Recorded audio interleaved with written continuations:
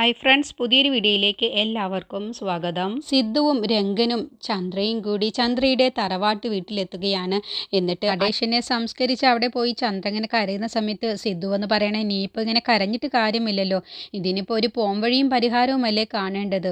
അതിന് സിദ്ധുവേട്ടൻ എന്നെ ഒന്ന് സഹായിച്ചാൽ മതി. സിദ്ധുവേട്ടൻ എൻ്റെ കടം തീർക്കാൻ പൈസ തന്ന് സഹായിച്ചാൽ എൻ്റെ എല്ലാ കടവും ഞാൻ തീർത്ത് എൻ്റെ എല്ലാ പ്രശ്നങ്ങളും ഞാൻ പരിഹരിച്ചോളാം എന്ന് പറയുമ്പോൾ സിദ്ധുവിനങ്ങ് ദേഷ്യം പിടിക്കാണ്. അപ്പോൾ സിദ്ധു പറയാണ്, ഇതിനുള്ള മറുപടി ഞാൻ നിന്നോട് ഇപ്പോൾ പറയുന്നില്ല എന്ന് പറഞ്ഞപ്പോഴത്തേക്കും രംഗനും ചന്ദ്രയുടെ ബന്ധു അവിടേക്ക് വരികയാണ്. എന്നിട്ട് സിദ്ധു പറയാണ്, ഇവളെ ഒന്ന് പറഞ്ഞ് മനസ്സിലാക്കി കൊടുത്തേക്ക് എന്ന് പറയുമ്പോൾ, ഞാൻ പറഞ്ഞു മനസ്സിലാക്കി കൊടുത്തോളാം, പക്ഷേ ഞാൻ ചന്ദ്രയുടെ ബന്ധുവാണ്. പക്ഷേ സിദ്ധു അങ്ങനെയല്ലല്ലോ, സിദ്ധു ഭർത്താവല്ലേ, സാറല്ലേ ഇവളുടെ എല്ലാ പ്രശ്നവും പരിഹരിക്കേണ്ടത്, നിങ്ങളല്ലേ മുൻകൈ എടുക്കേണ്ടത് എന്ന് പറഞ്ഞപ്പോൾ രംഗം പറയണ്, ഞങ്ങൾ കുറച്ച് ടൈറ്റിലാണ്, ഞങ്ങൾക്ക് കാശിൻ്റെ ബുദ്ധിമുട്ട് എന്താണെന്നുള്ളത് ഇവൾക്ക് നല്ലതുപോലെ അറിയാം. ഈ വീട് ജപ്തി ചെയ്തു പോവാതിരിക്കണമെങ്കിൽ ഒന്നല്ലെങ്കിൽ ചന്ദ്ര തന്നെ നോക്കണം, അല്ലെങ്കിൽ നിങ്ങൾ ബന്ധുക്കളല്ലേ, ബന്ധുക്കൾ വിചാരിച്ച പോരെ എന്ന് ചോദിക്കുമ്പോൾ അയാൾ പറയണേ, ഞങ്ങളുടെ കയ്യിലൊന്നും അതിന് മാത്രം അധികമുള്ള പൈസയൊന്നുമില്ല, ഈ വീട് പോകുമെങ്കിൽ അങ്ങ് പൊയ്ക്കോട്ടെ, അല്ലാതെ പോയി ഞങ്ങൾ എന്ത് ചെയ്യാനാണ്, നമുക്ക് പോയാലോ അളിയ എന്ന് പറഞ്ഞപ്പോൾ ചന്ദ്ര പറയണേ, ഞാനും ഉണ്ട്, ഞാനിവിടെ നിൽക്കുന്നില്ല, പിന്നെ എന്തിനാണ് നിങ്ങൾ എന്നെ ബന്ധുക്കളുടെ മുന്നിൽ വെച്ച് നിൽക്കുന്നത്, നിങ്ങൾക്ക് എന്നെ സഹായിക്കാൻ കഴിയില്ലെങ്കിൽ അത് പറഞ്ഞാൽ പോരെ, അല്ലാതെ അവരുടെ മുന്നിൽ വെച്ച് എന്നെ ഇങ്ങനെ നാണം കെടുത്തണോ, ഇപ്പോൾ എന്ത് കരുതി കാണും, എന്ത് വിചാരിച്ചാലും എനിക്കതൊന്നും ഒരു കുഴപ്പവുമില്ല, 6 മാസം വരെയാണ്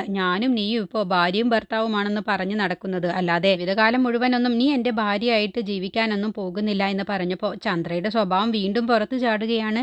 അത് സ്വപ്നം കണ്ട് സിദ്ധുവേട്ടൻ അങ്ങ് നടന്നാൽ മതി, ഞാൻ ജീവിതകാലം മുഴുവനും സിദ്ധുവേട്ടൻ്റെ ഭാര്യയായിട്ട് തന്നെ ജീവിക്കും, ഇനി ഞാൻ കൂടി വിചാരിക്കേണ്ടേ, വിചാരിക്കും, അതിനുള്ള വഴിയൊക്കെ ഈ ചന്ദ്രയ്ക്ക് അറിയാം. രംഗം പറയണേ, ഇവിടെ വെച്ച് വെറുതെ വഴക്കുണ്ടാക്കണ്ട, നമുക്ക് പോവാൻ നോക്കാം എന്ന് പറഞ്ഞപ്പോൾ സ്വന്തം വീട് പോലും നോക്കാൻ കഴിയാത്ത ഒരു തന്തയും വാശിക്കാരിയായ ഒരു മോളും നമുക്ക് ഏതുവരെ പോകുമെന്നുള്ളത് നമുക്ക് നോക്കാം എന്ന് പറഞ്ഞ് സിദ്ധു ചന്ദ്രയെയും കൂട്ടി രംഗനെയും കൂട്ടി പോവാൻ ഒരുങ്ങുമ്പോഴാണ് അവിടേക്ക് ചന്ദ്രയുടെ ആദ്യ ഭർത്താവിൻ്റെ വരവ്. അപ്പോൾ ഒന്നവിടെ നിന്നേ എന്ന് പറഞ്ഞപ്പോൾ അവരെല്ലാവരും തിരിഞ്ഞു നോക്കുന്ന സമയത്താണ് ചന്ദ്രയുടെ ഭർത്താവ് ആദ്യ ഭർത്താവ് വരുന്നത്. അപ്പോൾ ഇവർക്കാർക്കും ഇതിനെക്കുറിച്ചൊന്നും അറിയില്ലല്ലോ. അങ്ങനെ ചന്ദ്ര ഇവനെ കണ്ടപ്പോഴത്തേനങ്ങ് ഞെട്ടിപ്പോവാണ്. എന്നിട്ട് ചോദിക്കുകയാണ്, എന്താ എന്നെ അറിയുമോ, എൻ്റെ പേര് വിഷ്ണു, എന്നെ മറന്നോ എന്ന് ചോദിക്കുമ്പോൾ ചന്ദ്ര പെട്ടെന്നങ്ങ് പതറുകയാണ്.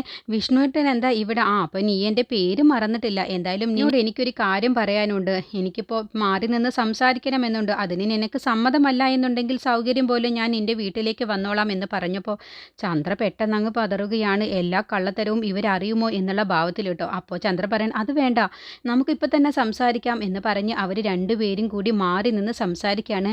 അപ്പോൾ സിദ്ധു ആണെങ്കിലോ ഇതിപ്പോൾ ആരാ, പുതിയ ഒരാൾ എന്നുള്ള ഭാവത്തിലാണ് കേട്ടോ സിദ്ധു അങ്ങ് നോക്കുന്നത്.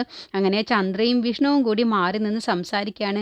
നീ എന്നെ പറ്റിക്കാമെന്ന് കരുതിയോ, നമ്മൾ എന്ത് ഡിമാൻഡ് വെച്ചിട്ടാണ് സിദ്ധുവുമായിട്ടുള്ള കല്യാണത്തിന് ഞാൻ നിന്നെ സമ്മതം മൂളിയത്, നിനക്കതെന്താ ഓർമ്മയില്ലേ, നീ എന്തിനാണ് എൻ്റെ ഫോണ് ബ്ലോക്കാക്കി വെച്ചിരിക്കുന്നത്, മര്യാദക്ക് നീ അത് ബ്ലോക്ക് ആക്കിക്കൊള്ളണം, അല്ല എന്നുണ്ടെങ്കിൽ എല്ലാ സത്യവും എല്ലാവരും അറിയും, ഞാനും നീയും എന്ത് കരാറിലാണ് സിദ്ധുവുമായിട്ടുള്ള വിവാഹത്തിന് സമ്മതിച്ചത്, രോഗിയായ സിദ്ധുവിനെ കല്യാണം കഴിക്കുമ്പോൾ അവൻ അസുഖം പിടിച്ച് മരിക്കുകയോ അല്ലാതെയോ മരിക്കുകയോ ചെയ്താൽ അവൻ്റെ സ്വത്തുക്കൾ മുഴുവനും ഭാര്യയായ നിനക്ക് ലഭിക്കും, അത് വെച്ച് നമുക്ക് രണ്ടുപേർക്കും സന്തോഷത്തോടു കൂടി ജീവിക്കാം, നമ്മുടെ എല്ലാ കടങ്ങളും മീട്ടി നമുക്ക് സന്തോഷമായി ജീവിക്കാം എന്നല്ലേ നമ്മൾ തമ്മിലുള്ള കരാറ്, എന്നിട്ടിപ്പോൾ നീ എന്നെ പൊട്ടനാക്കാൻ നോക്കുന്നോ, നീ എൻ്റെ തനി സ്വരൂപം തെളിപ്പിക്കാൻ നോക്കണ്ട, എനിക്കറിയാം നിന്നെ നശിപ്പിക്കാനും എല്ലാത്തിനും ഈ ലോകത്തിൽ ചുരുങ്ങിയ ആളുകൾ മാത്രമാവും എന്നെ പോലെ ഉണ്ടാവുക, അതുകൊണ്ട് നീ എൻ്റെ സ്വഭാവം പുറത്ത് ചാടിക്കേണ്ട, മര്യാദയ്ക്ക് നീ എൻ്റെ നമ്പർ അൺബ്ലോക്ക് ആക്കി വെച്ചോളണം, അല്ല എന്നുണ്ടെങ്കിൽ നിന്നെക്കുറിച്ചുള്ള എല്ലാ സത്യവും എല്ലാവരും അറിയും, നിന്നെ ആദ്യം കല്യാണം കഴിച്ചത് ഞാനാണെന്നുള്ള സത്യം അറിഞ്ഞാൽ പിന്നെ എന്താണ് ഉണ്ടാവുക എന്നുള്ളത് ഞാൻ പറയേണ്ടല്ലോ,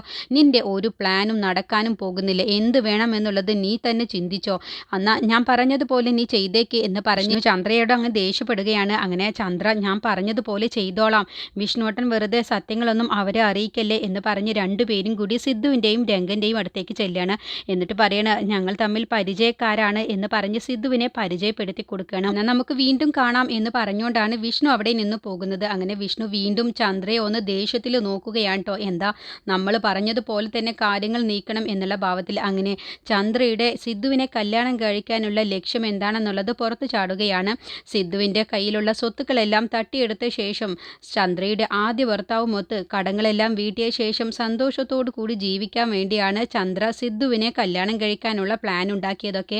അങ്ങനെ ചന്ദ്രയുടെ ഈ ലക്ഷ്യം തകർന്നു വീഴുക തന്നെ ചെയ്യും. സിദ്ധു അവസാനം ഈ സത്യങ്ങളെല്ലാം കണ്ടുപിടിക്കുകയും ചന്ദ്രയെ കഴുത്തിന് പിടിച്ച് പുറത്താക്കുകയും ചെയ്യും. ചന്ദ്ര സിദ്ധുവിനെ കല്യാണം കഴിക്കുന്നതിൻ്റെ മുന്നേ ഉള്ള പ്ലാന് സിദ്ധുവിനെ എങ്ങനെയെങ്കിലും ഇല്ലാതാക്കണം, എന്നിട്ട് സ്വത്തുക്കളൊക്കെ ചന്ദ്രയുടെ പേരിലാവുകയും എന്നുള്ള അവകാശത്തിൽ കിട്ടാനുള്ള സ്വത്തുക്കളൊക്കെ സിദ്ധുവിൻ്റെ കൈക്കലാക്കാം എന്ന് കരുതിയാണ്. എന്നിട്ട് വിഷ്ണുമൊത്ത് ജീവിക്കാമെന്നാണ് പ്ലാൻ ചെയ്തിട്ടുണ്ടാവും. പക്ഷേ റൂബിയുടെ മരണത്തോടുകൂടി ചന്ദ്ര പിന്നെ ആ പ്ലാൻ മാറ്റുകയാണ്. വിഷ്ണുവിനെ തള്ളിക്കളയണം, എന്നിട്ട് സിദ്ധുവിൻ്റെ ഭാര്യയായിട്ട് ജീവിക്കണം എന്നാണ് പിന്നീട് ചന്ദ്ര പ്ലാൻ ചെയ്യുന്നത്. പക്ഷേ ചന്ദ്രയുടെ ഈ പ്ലാൻ വിഷ്ണു അങ്ങ് പൊളിച്ചടുക്കുക തന്നെ ചെയ്യും.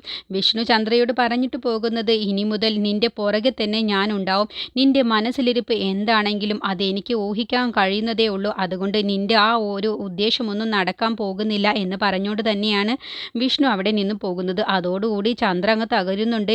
ഇനിയിപ്പോൾ എന്ത് ചെയ്യും, എങ്ങനെ ഞാൻ സ്വത്തുക്കളൊക്കെ കൈക്കലാക്കും, എങ്ങനെ ഞാൻ എൻ്റെ പ്ലാനുകൾ നടപ്പിലാക്കും എന്നുള്ള ഉദ്ദേശത്തിലാണ് ചന്ദ്ര പോകുന്നത്. ചന്ദ്രയുടെ വലങ്കയായ റൂബി നഷ്ടപ്പെട്ടതോടുകൂടി ചന്ദ്രയ്ക്ക് ഇപ്പോൾ പിടിവള്ളി ഇല്ലാതെയാണ് ചന്ദ്ര നടക്കുന്നത്. ഈ സമയം രഞ്ജനും അക്ഷരയും ഹോസ്പിറ്റലിൽ എത്തുകയാണ് വിശാലിൻ്റെ അടുത്തേക്ക്. അപ്പോൾ കാഞ്ചനയും കൂട്ടി ജയശങ്കർ വന്ന് പ്രശ്നമുണ്ടാക്കിയതിൻ്റെ പേരിൽ ശ്രുതിമോളൊക്കെ പേടിയോടുകൂടിയാണ് നിൽക്കുന്നത്. ജയശങ്കർ ശ്രുതിമോളെ ഹോസ്പിറ്റലിൽ നിന്നും അപ്പം തന്നെ കൊണ്ടുപോകാൻ വേണ്ടി കൈപിടിച്ച് വലിക്കുന്ന ആ സമയത്ത് വിശാൽ പറയുന്നുണ്ട്, എൻ്റെ മോളെ തൊട്ടു പോവരുത് എന്ന് പറഞ്ഞ് ദേഷ്യപ്പെടുമ്പോൾ അവിടേക്ക് നേഴ്സ് വന്നിട്ടാണ് ജയശങ്കറിനെയും സ്വാമിയെയും അവിടെ നിന്നും പറഞ്ഞു വിടുന്നത്. അങ്ങനെ അക്ഷരയും നിരഞ്ജറിഞ്ഞ് സാമ്പ്രാണിക്കുടിയിൽ നിന്നും പെട്ടെന്ന് തന്നെ ഹോസ്പിറ്റലിൽ എത്തുകയാണ്. അപ്പോൾ കാഞ്ചനയും കൂടെ ഉണ്ട്. ജയശങ്കറും സ്വാമിയും പോയിട്ടുണ്ടാവും. അങ്ങനെ കുട്ടിയെ കണ്ടതോടുകൂടി ശ്രുതിമോൾ ഇപ്പോൾ വല്ലാതെ പേടിച്ചിട്ടുണ്ടാവും. ഇതുകൊണ്ടൊക്കെ തന്നെയാണ് ഇതൊന്നും വേണ്ട എന്നുള്ളത് ഞാൻ പറഞ്ഞത് എന്ന് പറഞ്ഞ് അക്ഷര ദേഷ്യപ്പെടുകയാണ്. അപ്പോൾ നിരഞ്ജൻ പറയാണ്, എന്തായാലും ഇനി നീ ടെൻഷൻ ആവണ്ട, നമുക്ക് ശ്രുതിമോളെയും കൂട്ടി വീട്ടിലേക്ക് പോവാം എന്ന് പറഞ്ഞ് അവർ 3 പേരും കൂടി പോവാട്ടോ. അപ്പോൾ വിശാൽ പറയാണ്, അമ്മയെ കൂടി കൊണ്ടുപോയിക്കോ എന്ന് പറയുമ്പോൾ കാഞ്ചന പറയണേ, ഇല്ല ഞാൻ പോവില്ല, നിന്നെ ഈ അവസ്ഥയിൽ കിടത്തിയിട്ട് ഞാൻ ഇവിടെ നിന്നും പോവില്ല. അപ്പോൾ വിശാൽ പറയാണ്, അമ്മാവൻ ചെയ്ത ഏറ്റവും വലിയ തെറ്റ് അമ്മയും കൊണ്ട് ഈ ഹോസ്പിറ്റലിലേക്ക് വന്നതാണ്. ഇനിയിപ്പോൾ അമ്മ ഇവിടെ നിന്നും പോവില്ല എന്നല്ലേ പറയുന്നത്. ഇവിടെ ഹോസ്പിറ്റൽ ബൈസ്റ്റാൻഡറിൻ്റെ ആവശ്യമൊന്നുമില്ല അമ്മ, അമ്മ പൊയ്ക്കോ എന്ന് പറയുമ്പോൾ ഇല്ല ഞാൻ പോവില്ല എന്ന് പറഞ്ഞ് കാഞ്ചന അവിടെ വാശി പിടിച്ച് നിൽക്കുകയാണ്. അങ്ങനെ അക്ഷരയും ശ്രുതിമോളും നിരഞ്ജനും കൂടി പോകുന്ന സമയത്ത് അവരുടെ 3 പേരുടെയും പോക്ക് കാണുമ്പോൾ കാഞ്ചന വിശാലിനോട് പറയണ, കണ്ടില്ലേ മോളുടെ ഒരു സന്തോഷം, നിനക്കൊന്നും തോന്നുന്നില്ലേ എന്ന് ചോദിക്കുമ്പോൾ എനിക്കൊന്നും തോന്നുന്നില്ല അമ്മേ, കാരണം ശ്രുതിമോൾക്ക് ഏറ്റവും നല്ല ഒരു അച്ഛൻ തന്നെയാണ് നിരഞ്ജൻ. അത്രയ്ക്ക് സ്നേഹത്തോടു കൂടിയാണ് നിരഞ്ജൻ മോളെ നോക്കുന്നത്. എന്നെക്കാളും കൂടുതൽ സ്നേഹത്തിലാണ് നിരഞ്ജൻ സ്വന്തം മോളെ പോലെ തന്നെയാണ് ശ്രുതിമോളെ നോക്കുന്നത്.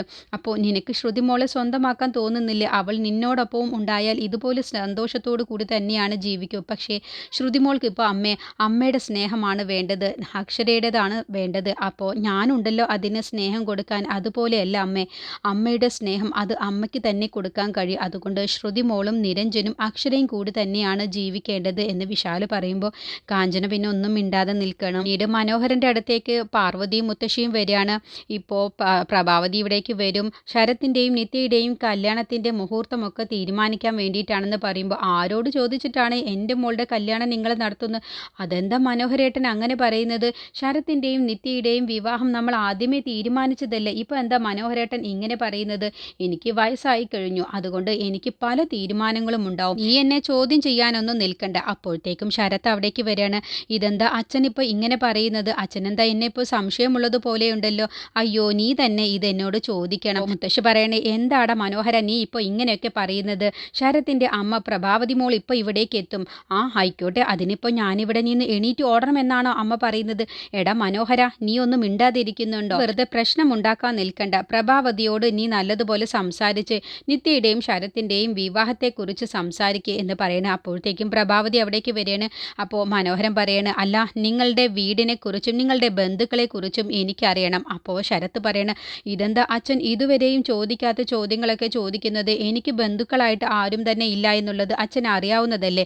അല്ലാൽ നിങ്ങളുടെ പഴയ തറവാടും അവിടെ ബന്ധുക്കളും ഉണ്ടാകുമല്ലോ, അതിനെക്കുറിച്ച് എനിക്കൊക്കെ ഒന്ന് അറിയണം. പിന്നെ നിങ്ങളുടെ സ്വത്തിനെക്കുറിച്ചും നിങ്ങളുടെ ആസ്തിയെക്കുറിച്ചും എനിക്കറിയണം. എൻ്റെ മോളെ നിങ്ങളുടെ കയ്യിലേക്ക് ഏൽപ്പിച്ച് തരുമ്പോൾ അവൾ ബുദ്ധിമുട്ടാൻ പാടില്ലല്ലോ, അതുകൊണ്ടാണ്. അപ്പോൾ പാർവതി, എന്താ മനോഹരേട്ടൻ ഇങ്ങനെയൊക്കെ ഇപ്പോൾ സംസാരിക്കുന്നത്? നീ മിണ്ടാതിരുന്നോളണം. തലയിരിക്കുമ്പോൾ വാലാടാൻ നിൽക്കണ്ട. എൻ്റെ തലയിൽ മുടിയില്ല എന്നേ ഉള്ളൂ എന്ന് കരുതിയിട്ട് നീ ഒരു മുടിയായി അവിടെ കിടന്ന് നുഴയാനൊന്നും നിൽക്കണ്ട എന്ന് പറഞ്ഞ് പാർവതിയോട് ദേഷ്യപ്പെടാട്ടോ. അപ്പോൾ പ്രഭാവതി പറയണ, ഞങ്ങളുടെ ബന്ധുക്കളുണ്ട് എന്ന് പറഞ്ഞിട്ട് കാര്യമില്ല, ഞങ്ങൾ അങ്ങനെ ബന്ധുക്കളുമായിട്ട് അടുപ്പമൊന്നുമില്ല, അതുകൊണ്ട് കാര്യമായി ബന്ധുക്കളൊന്നും ബുദ്ധിമുട്ടൊന്നും ഞങ്ങൾക്കില്ല എന്നൊക്കെ പറയുമ്പോൾ ശരത്ത് പറയണേ, നിങ്ങൾക്കെന്താ ഈ വിവാഹത്തിനോട് ഇപ്പോൾ താല്പര്യമില്ലാത്തതുപോലെയാണല്ലോ നിങ്ങൾ സംസാരിക്കുന്നത്. അങ്ങനെയാണെങ്കിൽ എനിക്കിപ്പോൾ പെണ്ണ് കിട്ടാത്ത ബുദ്ധിമുട്ടൊന്നുമില്ല. എങ്കിൽ നമുക്കൊന്നുകൂടി ആലോചിക്കാം എന്ന് പറഞ്ഞ് പ്രഭാവതിയെയും കൂട്ടി ശരത്ത് അവിടെ നിന്ന് പോവാട്ടെ. കുറച്ച് ദേഷ്യത്തിൽ പോവാണ്. അപ്പോൾ പാർവതിയും മുത്തശ്ശിയും പറയാണ്, എന്തിനാണ് മനോഹരേട്ടൻ ഇങ്ങനെയൊക്കെ സംസാരിച്ചത്? ശരത്തുമോൻ കുറച്ച് ദേഷ്യത്തിലാണ് പോകുന്നത്. നമ്മുടെ നിത്യയുടെ ഭാവിയെക്കുറിച്ചാണ് മനോഹരേട്ടൻ ഇങ്ങനെ വെറുതെ പ്രശ്നമുണ്ടാക്കി സംസാരിക്കുന്നത്. ഇനിയിപ്പോൾ ശരത്തിന് സ്വത്തുക്കളില്ലെങ്കിൽ എന്താ കുഴപ്പം? ഇവിടെ താമസിക്കാനോ? ഇത് ഞാൻ ദേവിക മോളുടെ പേരിലേക്ക് എഴുതാൻ പോവുകയാണ്. ഈ വീടും സ്ഥലവും നിത്യയെ കല്യാണം കഴിച്ചു കൊണ്ടുപോകുന്ന പയ്യന് അത്യാവശ്യം സ്വത്തും ബന്ധുബലവും ഒക്കെ വേണമെന്ന് എനിക്ക് ആഗ്രഹമുണ്ട്. അതുകൊണ്ട് തന്നെയാണ് ഞാൻ ഇങ്ങനെ ഒരു തീരുമാനം എടുത്തിട്ടുള്ളത്. അപ്പോൾ മുത്തശ്ശി പറഞ്ഞു, ഇത്രയും കാലം ശരത്ത് ഈ വീട്ടിലാണ് താമസിച്ചിട്ടുള്ളത്. അത് നാട്ടുകാർക്കൊക്കെ അറിയാം. പിന്നെ നിത്യയ്ക്ക് നല്ലൊരു വിവാഹാലോചന വരുമെന്ന് നിനക്ക് തോന്നുന്നുണ്ട്? അതൊന്നും അമ്മ ആലോചിച്ച് വിഷമിക്കേണ്ട. എനിക്കറിയാം എന്ത് ചെയ്യണമെന്നുള്ളത്. ശരത്തിൻ്റെ കുറച്ച് കാര്യങ്ങളൊക്കെ എനിക്ക് അന്വേഷിച്ചറിയാനുണ്ട്. അവന് സ്വത്തുക്കളും എൻ്റെ നിത്യമോളെ കഴിച്ച് നല്ലതുപോലെ ബുദ്ധിമുട്ടില്ലാതെ ജീവിക്കാൻ പറ്റുമോ എന്നൊക്കെ ഞാനൊന്ന് അന്വേഷിക്കട്ടെ. എന്നിട്ട് മാത്രമാണ് നിത്യയുടെയും ശരത്തിൻ്റെയും വിവാഹം ഞാൻ നടത്തൂ. അല്ലാതെ എൻ്റെ മോളെ അങ്ങനെ ഇങ്ങനെയൊന്നും ഞാൻ ഇറക്കി വിടാൻ ഉദ്ദേശിച്ചിട്ടില്ല എന്ന് പറഞ്ഞ് മനോഹരൻ അങ്ങ് എണീറ്റ് പോവാട്ടോ. അപ്പോൾ ഇതിനെല്ലാം കാരണക്കാരി ആ ദേവിക ഭൂതമാണെന്ന് മുത്തശ്ശി പറയുമ്പോൾ അതെ, അവൾ തന്നെയാണ്. ഈ പാർവതി ഒന്നുകൊണ്ടും വിഷമിക്കേണ്ട. ശരത്ത് മോൻ്റെയും നിത്യയുടെയും വിവാഹം ഞാൻ നടത്തും. അതിന് എല്ലാ പ്രശ്നങ്ങളും കലങ്ങി തെളിയും. അതുവരെ നീ വിഷമിക്കാതിരിക്കെ. മനോഹരൻ എത്ര എതിർത്താലും അവരുടെ രണ്ടുപേരുടെയും വിവാഹം നമ്മൾ നടത്തിയിരിക്കും എന്നൊക്കെ പറഞ്ഞ് മുത്തശ്ശിയും പാർവതിയും സംസാരിക്കുകയാണ്. അങ്ങനെ ശരത്തിനോട് പ്രഭാവതി ചോദിക്കുകയാണ്, ഇതെന്താ മനോഹരനിപ്പോൾ ഒരു പുതിയ ഭാവവ്യത്യാസമുണ്ടല്ലോ, എന്താടാ നീ വല്ല സംശയവും അവൻ മുന്നിൽ ഇട്ടുകൊടുത്തോ എന്ന് ചോദിക്കുമ്പോൾ, എന്ത് സംശയം? ഞാനൊന്നും ചെയ്തിട്ടില്ല അമ്മേ. പിന്നെ എന്താ മനോഹരനിപ്പോൾ പുതിയ ഡിമാൻഡുകളൊക്കെ പറയുന്നത്? എനിക്കറിയില്ല. എന്നെക്കുറിച്ച് എല്ലാ കാര്യങ്ങളും അറിയാവുന്നത് അമ്മയ്ക്ക് മാത്രമാണ്. അമ്മ എന്നെ ഒറ്റിക്കൊടുത്തോ എന്ന് മാത്രമാണ് എനിക്കറിയേണ്ടതുള്ളൂ. നിന്റെ സ്വഭാവം എന്തായാലും ഈ പ്രഭാവതിക്കില്ല. എൻ്റെ അത്ര തരം താഴ്ന്ന സ്വഭാവമൊന്നും എനിക്കില്ല. അപ്പോൾ എന്താ അമ്മ പറഞ്ഞു വരുന്നത്? ഞാൻ തരം താഴ്ന്നവനാണ് എന്നാണോ? അതേടാ, നീ ഇങ്ങനെ എല്ലാവരെയും വെറുപ്പിച്ച് ആ വീട്ടിലുള്ള എല്ലാവരെയും വെറുപ്പിച്ച് വെച്ചിരിക്കുന്നത് ഭേദം നീ അവരുടെ എല്ലാവരുടെയും സ്നേഹം പിടിച്ചു പറ്റാനല്ലേ നോക്കേണ്ടിയിരുന്നത്. ഇതിനെല്ലാത്തിനും കാരണം അമ്മേ ആ ദേവികയാണ്. ദേവികയ്ക്ക് എന്നെ പണ്ടേ ഇഷ്ടമില്ല. അതുകൊണ്ടാണ് ഇത്രയും പ്രശ്നങ്ങളൊക്കെ ഉണ്ടാകുന്നത്. അതല്ലടാ, ആ നിത്യയുടെ സ്വഭാവം എങ്ങനെ? നിത്യയ്ക്ക് എങ്ങനെ നിന്നെ ഇഷ്ടമാണോ? നിത്യ ഇനി കാലുമാറുമോ എന്ന് ചോദിക്കുമ്പോൾ ഒന്നും പറയാൻ കഴിയില്ല അമ്മേ. എന്തായാലും നീ ഇങ്ങനെ പോവുകയാണെങ്കിൽ നീ ഇപ്പോൾ അധികം വൈകാതെ തന്നെ ആ വീട്ടിൽ നിന്ന് പുറത്താവേണ്ടി വരുമല്ലോ. അങ്ങനെ വല്ലതും സംഭവിച്ചാലേ ആ വീടിൻ്റെ മുറ്റത്ത് ഒരു പന്തലുയരും. എന്താണ് ചെയ്യേണ്ടത് എന്നുള്ളത് എനിക്കറിയാം എന്ന് ശരത്ത് ദുരുദ്ദേശം മനസ്സിൽ വെച്ചുകൊണ്ട് പറയുകയാണ്.